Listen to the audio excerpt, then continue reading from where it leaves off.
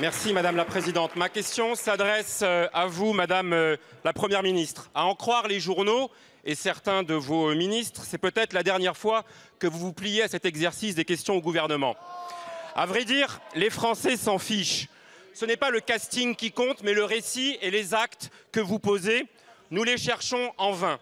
Après la désastreuse adoption au forceps de la contre-réforme des retraites, vous avez donc bricolé avec le président Macron les 100 jours. Nous y voilà. Pour quel résultat? Vous vouliez gagner du temps pour vous-même, vous en avez fait perdre au pays et aux Français. Alors vous nous dites, on a délivré, reprenant la novlangue managériale de vos chers cabinets de conseil. Mais vous avez délivré quoi au juste qui change la vie des gens, pour reprendre vos propres mots? Vous promettiez aux Français 100 jours d'apaisement, vous les avez plongés un peu plus dans l'épuisement. Épuisement face à l'inflation et à la crise du pouvoir d'achat. Épuisement social, évidemment, après la réforme des retraites. Épuisement face à la crise des services publics, de la police à l'hôpital, où dans les deux cas, vous refusez de questionner les moyens, les méthodes d'intervention, l'organisation, alors même que la mort de Naël, comme la fermeture des urgences, devrait vous obliger à repenser ces services publics. Et évidemment, épuisement de nos ressources, de notre biodiversité, de notre qualité de vie face à l'inaction climatique. Comme si cela ne suffisait pas, vous avez ajouté un épuisement démocratique, toujours plus de verticalité et la promesse enterrée de légiférer autrement, refusant par exemple nos propositions transpartisanes sur les déserts médicaux avec Guillaume Garot, sur EDF avec Philippe Brun ou sur le grand âge. Et à la place, toujours plus de 49.3. Épuisement républicain enfin, avec votre obsession à délivrer des brevets et à rabourguer l'arc républicain. Alors la seule question qui vaille, pour vous, madame, bien plus que pour vous, mais pour les Français, y a-t-il une vie heureuse après les 100 jours? Merci beaucoup, mon cher collègue. La parole est à monsieur Olivier Véran, porte-parole du gouvernement et ministre en charge du renouveau démocratique. Madame la Présidente, Mesdames et Messieurs les députés, Monsieur le député Jérôme Guedj, j'ai envie de dire cher Jérôme. Eh oui, parce que il se trouve qu'aujourd'hui,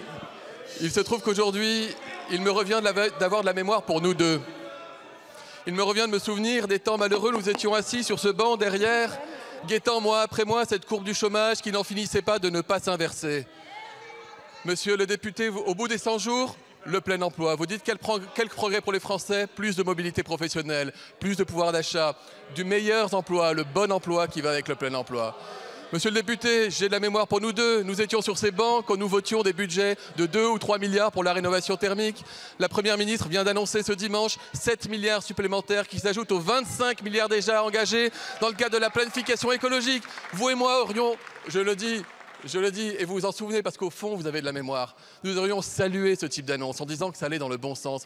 Que vous est-il arrivé, monsieur le député, pour ne plus pouvoir le reconnaître? Est-ce que c'est la nupécisation qui vous a rendu aveugle au progrès pour les Français? Je me pose la question. Vous parlez de l'hôpital, monsieur le député, nous étions dans la même commission. Le budget annuel accordé à l'hôpital était de 18 milliards de moins que ce qu'il est aujourd'hui avec Emmanuel Macron. Reconnaissez les progrès. Le dédoublement des classes, bientôt l'extension des horaires de cours. Vous y étiez favorable, je me souviens des discussions que nous avions l'un et l'autre sur ces sujets. Que vous est-il arrivé, monsieur le député Guedj? Ouvrez les yeux, rejoignez cette majorité. Il n'est jamais trop tard. Nous portons des progrès pour les Français. Vous auriez tout intérêt à vous en rendre compte. Quand vous regardez sur votre gauche, ce qu'il y a à voir ne fait pas envie aux Français. Je suis sûr que vous ne vous êtes pas oublié. Merci, Madame la Présidente. Madame la Première ministre, l'été dernier a été le plus chaud jamais enregistré en Europe. 2,3 degrés au-dessus des normales. Cela a causé 61 672 morts, suivant une étude, entre le 30 mai et le 4 septembre 2022 sur le continent européen. Les chercheurs de l'INSERM ont par ailleurs démontré que la France est le pays qui a enregistré la plus forte augmentation des températures par rapport aux moyennes de saison, plus 2,43 degrés. Et notre pays arrive en 4e position quant au nombre de décès, avec 4 807 morts liés à cette chaleur. Selon les dernières données récentes de l'Organisation météorologique mondiale, la trajectoire des températures de 2023 s'emballe et est particulièrement inquiétante. Nous pouvons parler d'une catastrophe sanitaire Et les premières victimes sont les populations les plus précaires qui vivent, pour ne pas dire survivent, dans des passoires thermiques. Il y a plus d'un mois, Selma Mahfouz et Jean Pisani-Ferry rendaient un rapport sans appel, appelant à une programmation pour un investissement climat sur 3 décennies et préconisant de mettre en place un impôt exceptionnel et temporaire sur les patrimoines financiers des Français les plus aisés, à hauteur de 5 milliards d'euros par an, pour participer aux 30 milliards d'euros annuels nécessaires de dépenses publiques supplémentaires sur ces sujets. La décarbonation est un sujet qui touche à la survie de l'humanité. On est face à un mur, et ce mur, il faut trouver les moyens de le financer. Chacun doit prendre sa part selon ses revenus. Ces mots sont ceux de Jean Pisani-Ferry. Qu'en est-il aujourd'hui, Madame la Première ministre, de la mise en œuvre d'une nécessaire fiscalité écologique planifiée, tournée résolument vers la justice sociale? Il s'agit d'accélérer les dépenses climatiques nécessaires à toutes et tous par de nouveaux moyens. Merci. Merci beaucoup, mon cher collègue. La parole est à Christophe Béchu, ministre de la Transition écologique et de la cohésion des territoires. Merci, Madame la Présidente, Mesdames et Messieurs les députés, Monsieur le député Mickaël Boulou. Deux choses. D'abord, vous avez cité le rapport de Monsieur Pisani-Ferry et de Madame Mahfouz qui chiffre la hauteur de la marche. Et le premier élément, il a été apporté par la Première ministre ce week-end avec les augmentations de crédit à hauteur de 7 milliards. Nous parlons en crédit de paiement, pas en autorisation d'engagement. Le budget permettra de montrer en particulier qu'en matière de ferroviaire, il y a des dépenses qu'il faut qu'on engage maintenant, même si elles ne trouvent pas de crédit dès l'année 2024. Et donc c'est bien sur la base de ces 60 milliards d'euros supplémentaires que nous devons trouver, que nous construisons la feuille de route sous l'autorité d'Elisabeth Borne de la planification écologique.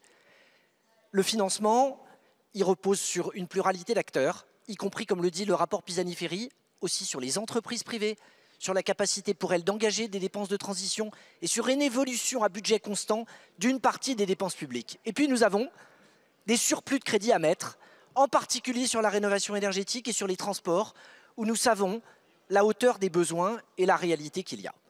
L'ambition du gouvernement, c'est de faire en sorte que ce soit en fonction des émissions que nous puissions augmenter les contributions. Et je vous renvoie à la décision que nous avons prise il y a seulement quelques mois d'augmenter de 70% la fiscalité du kérosène pour précisément l'aligner sur l'essence, de manière à faire en sorte que les avions, et en particulier les plus petits d'entre eux, soient taxés de la même manière que les voitures. Ça n'est qu'un premier pas. Dans le cadre du verdissement des dépenses, nous aurons l'occasion de revenir sur un certain nombre de dépenses brunes, toujours autour de l'aviation, autour des sociétés autoroutières et de dispositifs de ce type. Je vous donne rendez-vous dans quelques mois. Monsieur le Président, Monsieur le Ministre, mes chers collègues, vous connaissez aujourd'hui les difficultés que rencontrent nos élus locaux avec la crise sociale que nous vivons, générant des attentes fortes de notre population. Tout cela dans un contexte de défiance vis-à-vis des institutions qui rejaillit sur les élus locaux et qui se traduit aujourd'hui par de la violence verbale et physique. Ceci est intolérable. Dans ce contexte, nos élus sont en première ligne en créant de nouveaux services, souvent pour compenser les défaillances des services publics relevant jusqu'à présent de l'État. On pense en particulier à la santé. Aujourd'hui, ces mêmes élus voient leur marge de manœuvre financièrement fortement réduite par, d'une part, l'évolution rapide des dépenses liées à l'inflation, ainsi qu'aux revalorisations nécessaires des salaires, et par, d'autre part, une évolution plus faible de leurs recettes mises sous tutelle de l'État. Est en jeu la question de la préservation des capacités d'investissement des collectivités locales, qui représentent, je vous le rappelle, 70% de l'investissement public. Comment pourront-elles renforcer leur engagement dans les transitions ? Si des aides existent, le reste à charge est de plus en plus insoutenable. Est également en jeu notre cohésion sociale et territoriale, dont la Commission européenne elle-même, en mai dernier, a rappelé l'importance pour la dynamique de développement de notre pays tout entier. Monsieur le ministre, pouvez-vous dès aujourd'hui nous assurer d'une évolution des dotations de l'État au moins égale à l'inflation à compter du prochain budget et une remise à plat rapide des dotations en vue de renforcer leur péréquation? Tout aussi urgente est la remise à plat de la fiscalité locale, pour laquelle aujourd'hui les collectivités ont perdu toute autonomie, pourtant affirmée par la Constitution, et trouvé un nouveau panel de ressources fiscales. Pour garantir ce principe, à plusieurs reprises, le Sénat, et en particulier notre groupe, avec la proposition de loi constitutionnelle de notre collègue Éric Kerrouche d'août dernier, a formulé des propositions pour que soit discutée chaque année une loi de financement des collectivités locales et éviter que les collectivités ne soient des variables d'ajustement. Monsieur le ministre, pouvez-vous nous dire si sur ce point, la position du gouvernement peut évoluer? Je vous remercie. Pour vous répondre, la parole est au ministre délégué en charge des comptes publics, Monsieur Attal. Monsieur le ministre, vous avez la parole. Merci Monsieur le Président, Mesdames et Messieurs les sénatrices et sénateurs, Monsieur le sénateur Joly. J'ai régulièrement l'habitude de dire qu'il ne faut pas opposer l'État aux collectivités locales et je vous remercie puisque dans votre question, vous avez insisté sur le fait que l'État a besoin évidemment des collectivités locales pour les services qu'elles apportent à la population, pour la part qu'elles ont dans l'investissement public dans notre pays et donc dans la transition écologique. Et les collectivités locales ont besoin de l'État évidemment pour intervenir en cas de crise, pour venir les soutenir. C'est ce qu'on a fait l'an dernier avec le filet de sécurité. Et d'ailleurs, je vous annonce que 400 millions d'euros ont été dépensés au titre du filet de sécurité inflation pour 2022. Je vous rappelle que l'an dernier, quand je faisais des estimations autour de 430 millions d'euros, beaucoup doutaient du fait que ce filet trouve son public et que l'argent soit dépensé. Ça a été le cas et j'aurai l'occasion de donner les détails dans quelques jours pour que vous puissiez le voir. Mais c'est plus de 3000 communes PCI qui ont pu bénéficier du filet de sécurité que vous avez voté. Et je vous rappelle que vous avez décidé et voté une réédition de ce filet de sécurité en 2023 avec des critères assouplis, là aussi pour accompagner les collectivités locales les plus fragilisées par la hausse des prix liés à la crise de l'inflation. Mais on le voit, elles ont évidemment besoin de pouvoir investir et on a besoin qu'elles puissent investir. C'est pour ça que l'engagement de stabilité, de sanctuarisation de la DGF qui a été pris par le président de la République en 2017 a été tenu et qu'on a même été plus loin puisque je vous rappelle que cette année, on a abondé la DGF de 320 millions d'euros, ce qui fait que 90% des communes ont vu leur DGF augmenter. Et je sais que dans votre département de la Nièvre, ça a également été le cas. Nous avons tenu cet engagement, nous avons augmenté le concours aux collectivités locales, nous avons créé le fonds vert, nous allons rééditer le fonds vert conformément à l'annonce de la Première ministre sur les investissements massifs pour la transition écologique. Pour répondre à votre question sur le prochain PLF, non, monsieur le sénateur, nous n'allons pas faire d'économies et amputer la DGF, contrairement à ce qui a pu être fait par ailleurs à l'époque entre 2012 et 2017 par le gouvernement que nous soutenions tous les deux à l'époque. Je suis honnête pour le dire. Nous ne ferons pas les économies sur la DGF qui avaient pu être faites à l'époque de la présidence de François Hollande. Merci Monsieur le Président, Monsieur le Ministre, mes chers collègues. Vents violents, orages destructeurs, qui aurait pu prévoir? Depuis des années, les scientifiques du GIEC et du Haut Conseil pour le climat nous alertent sur l'intensification des phénomènes climatiques extrêmes. Ce n'est que le début. Qui aurait pu prévoir? Élisée Reclus, en 1864, dans La Terre détruite par l'homme, je cite: « Quelle que soit la liberté conquise par notre intelligence et notre volonté propre, nous n'en restons pas moins les produits de la planète. Attachés à sa surface comme d'imperceptibles animalcules, nous sommes emportés dans tous ces mouvements et nous dépendons de toutes ces lois. » Qui aurait pu prévoir? À l'heure d'un vote à minima sur la restauration de la nature au Parlement européen, la dure réalité implacable, c'est l'effondrement des populations d'insectes. Le 29 juin dernier, l'État a été à nouveau condamné. Le tribunal administratif de Paris, à la suite de requêtes de plusieurs associations, enjoint la Première ministre et les ministres compétents de prendre toutes les mesures utiles de nature à réparer le préjudice écologique et prévenir l'aggravation des dommages en rétablissant la cohérence du rythme de diminution de l'utilisation des produits phytosanitaires. La réparation du préjudice devra être effective au 30 juin 2024 au plus tard. Oui, il y a préjudice écologique résultant, je cite, de la contamination généralisée, diffuse, chronique et durable des eaux et des sols par les pesticides. En 2021, la note scientifique de l'Office parlementaire d'évaluation des choix scientifiques et technologiques de notre collègue Annick Jacquemet, sur laquelle s'appuie notamment la décision du tribunal faite inédit, mentionne qu'un tiers des espèces d'insectes sont menacées d'extinction dans le monde, alors qu'ils sont un maillon essentiel de la chaîne alimentaire, et conclut: les pesticides constituent une menace particulièrement importante pour les insectes en raison de leur utilisation intensive depuis des dizaines d'années et des réglementations inadaptées pour évaluer les risques qu'ils font encourir. Vous n'avez plus le temps de tergiverser, tous les signaux sont au rouge, la situation appelle une action urgente, ambitieuse et forte. Que proposez-vous pour enrayer ce désastre? Pour vous répondre, la parole est au ministre de la Transition écologique, Christophe Béchu, de la cohésion des territoires. Vous avez la parole, monsieur le ministre.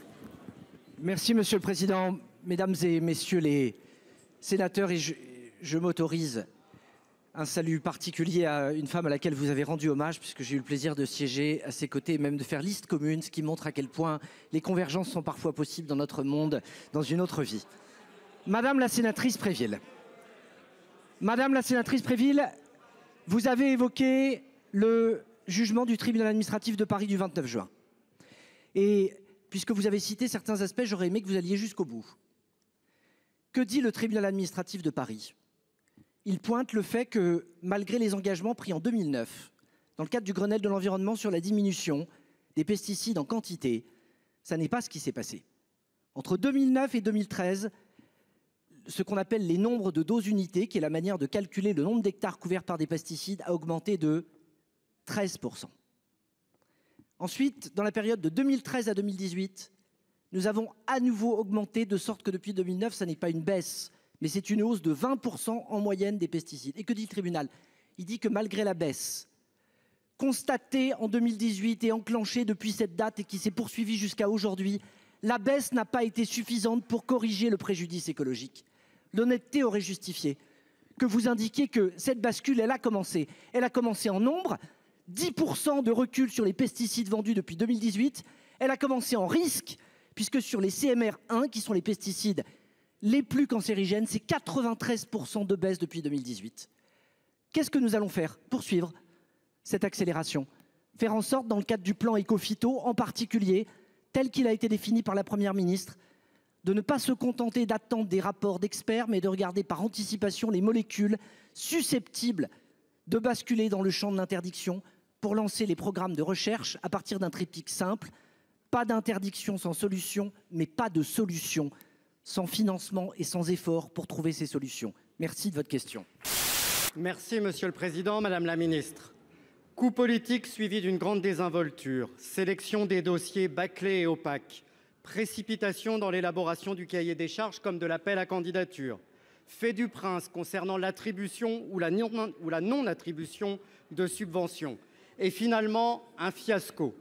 La commission d'enquête sénatoriale sur le fonds Marianne, sous l'égide de son président Claude Raynal et de son rapporteur Jean-François Husson, a établi un rapport accablant. S'y ajoutent les conclusions de l'inspection générale de l'administration tout aussi sévères. Les dysfonctionnements constatés, ils sont d'autant plus graves qu'ils concernent une politique publique indispensable, celle de la lutte contre la propagande islamiste. Et ce n'est pas cet objectif qui doit être remis en cause, c'est son détournement qui est inacceptable et qui doit être dénoncé. Alors Madame la Ministre, comptez-vous mettre en œuvre les recommandations établies par la commission d'enquête sénatoriale pour éviter que de telles dérives ne se reproduisent? Et surtout, quelles conséquences politiques le gouvernement compte-t-il en tirer? Pour vous répondre, la parole est à Madame la secrétaire d'État chargée de la citoyenneté, Madame Sonia Backès. Vous avez la parole, Madame la Ministre. Merci Monsieur le Président, Mesdames les sénatrices, Messieurs les sénateurs, Monsieur le sénateur Féraud.